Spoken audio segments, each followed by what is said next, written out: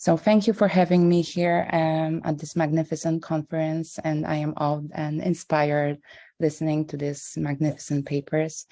And as you may see now, the topic of my presentation is Alter Kacyzne's environment, new research on Yiddish correspondence and network.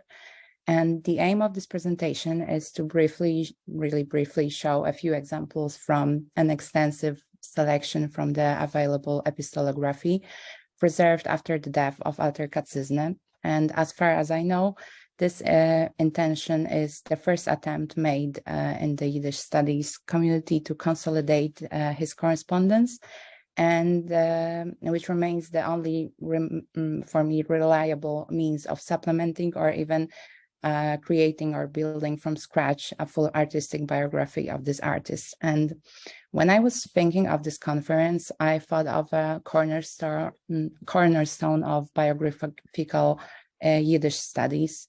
And for me, personal documents are still insufficiently appreciated by researchers and could be treated as future for Yiddish studies.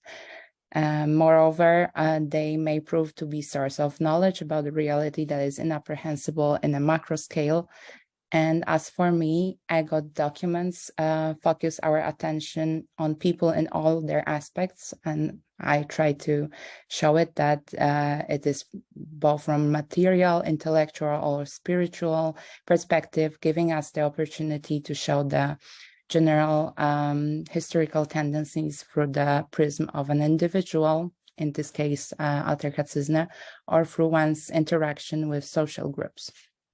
And in this case, his interaction with his pen friends and publishers. And now moving on to the archives in which I collected materials for my work, basically for my MA, but also for my BA. I collected materials for reconstructing his biography, as well as from particular collections, which I will present today. So these are from La Maison de la Culture Yiddish Bibliothèque Madame in Paris, the YIVO Institute for Jewish Research in New York, Lithuanian State Historical Archive in Vilna, and the National Library of Israel in Jerusalem. And for the purpose of this short, really brief presentation, as I don't have much time, I chose these collections. So the collection of Yiddish and literature and language from YIVO, the letters collection, the papers of Shmuel Nigger, papers of Abraham Kahan. They are also there are also included papers of Baruch Vladek, and Alter Kacyzne's photograph folder, which sometimes includes some of the inscriptions that are relevant for his photojournalistic work. Yes, and as far as I know, there are no other institutions that may hold other vital records to Alter Kacyzne's life, because Kacyzne, as we can guess, did not take his literary portfolio with him when he was fleeing from Warsaw. And with the destruction of his apartment number 5 at 14th Novolipie Street in Warsaw and his photographic atelier at 26 Długa Street in Warsaw, the artistic home archives was lost, and his tragic death on July 7th in 1941 sealed his fate. And therefore, many documents which only survived are preserved only thanks to really gigantic efforts of his daughter, so Shulamita Kacyzne Reale, who tried to collect all the things about her father, which survived basically World War II.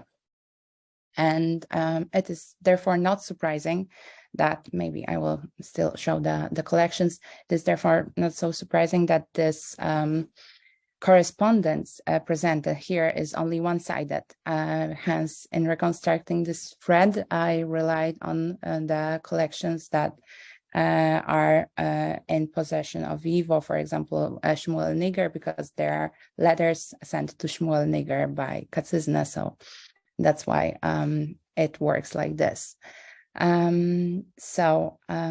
Maybe first I will talk about his relationship with Shmuel Ansky, because as you may have heard now, the mere mention of the characters of the collections can give us an idea of the range of his literary context and relationships. And this is yet confirmed when we dig into his letters to Ansky, the doyen of modern Yiddish culture and literature. And as can be seen from the reading of this collection, he became the patron and the benefactor of the then young Alter Kacyzne, who has not yet mastered even Yiddish in literary register at that time.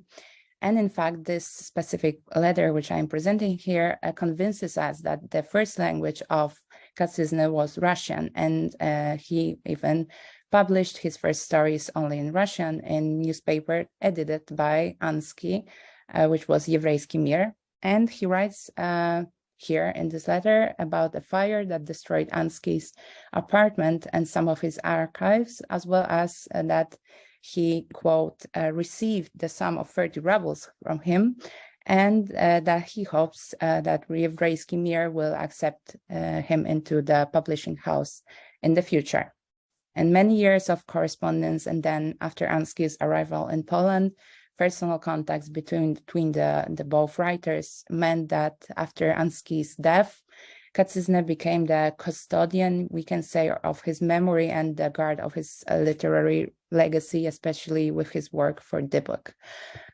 And no less important were the extremely warm relationships from letters with the excellent and one of the most respected Jewish literary critics, Shmuel Niger, which give us insight in and kind of exemplary life of the general environmental situation of a Jewish, or even more broadly, Central European or Eastern Central European artists and intellectuals of the time, of which Kacyzne is certainly an representative. And here I will just quote a part of the letter to Niger by Kacyzne. A few months ago, I sent you a fragment of my last work, Der Geist der Melech.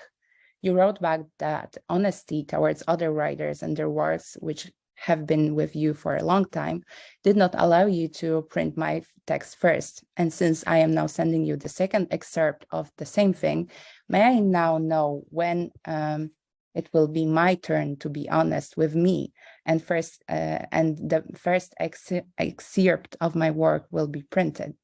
So these letters also show, apart from showing the style of Kacyzne's writing and his style of contacting with his pen friends, it also shows his stable contact with literary sphere of his time, as well as his notorious efforts to publish his literary works in magazines and publishing houses of his friends and pen friends. And now moving to the correspondence between Kacyzne and Abraham Kahan and Baruch Vladek, editors of one of the most important press magnates actually today mentioned before in one of the papers of one of the most important newspapers in Yiddish modern world forwards. We are assured here, reading them, that in the memory of the audience the audience oriented towards Yiddish cultural achievements, Kacyzne has not been recorded the way he actually wanted to be recorded and to be preserved. As I mean that he, for example, his works are mostly known in the exhibitions around the world of Jewish museums around the world, and based primarily on his photographic and photojournalistic achievements. And he's not so known as a writer or a journalist. Meanwhile, as he's full of tensions, really, sometimes it's very harsh, this collection, complaints and regrets, correspondence with Abraham Kahan or with Baruch Vladek show Kacyzne wanted to be an outstanding prose writer rather than be memorized as a photographer or photojournalist. Nevertheless, I think that these letters are an extremely important source for reconstructing the history of Kacyzne's involvement in the Jewish photojournalism and his living, and as well as his living and financial conditions, as being a forwards photographer in Warsaw gave him a very steady remuneration of $150 per month, and was actually his primary source of income that enabled him to work as a writer and publisher, like on the second part-time maybe. This epistolography also shows the aspect of his workshop and how he worked, or his artistic choices, which collided with the expectation of his clients, in this case, mainly Kahan, and his vision of how photojournalism should be presented in forwards, and his expectations. And when looking under the lining of this seemingly smooth photographic reality, we see a lot of tension. And perhaps most importantly, they put in our hands the key to the proper reading of his photographic work. And now I would like to use a quote from this collection, from a letter of Kacyzne to Kahan, basically. If you think that wandering around these Polish wilderness is such a great pleasure, you are very mistaken. I do this because I am forced to search for material. If I stayed in Warsaw, I wouldn't have anything fresh for you. And how do I travel? Well, if I'm sending you photos from Galicia or Volhynia, it's because I'm giving a lecture there. Well, apart from being a photographer, I am also a writer, Comrade Kahan. And when I'm there, I spend the whole day shooting for forwards.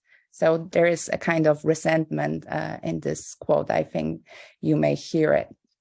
And another telling issue is the exchange of letters between Kacyzne and certainly one of the greatest and most distinguished lexicographers and press editors in Poland, mainly with Zalman Reisen.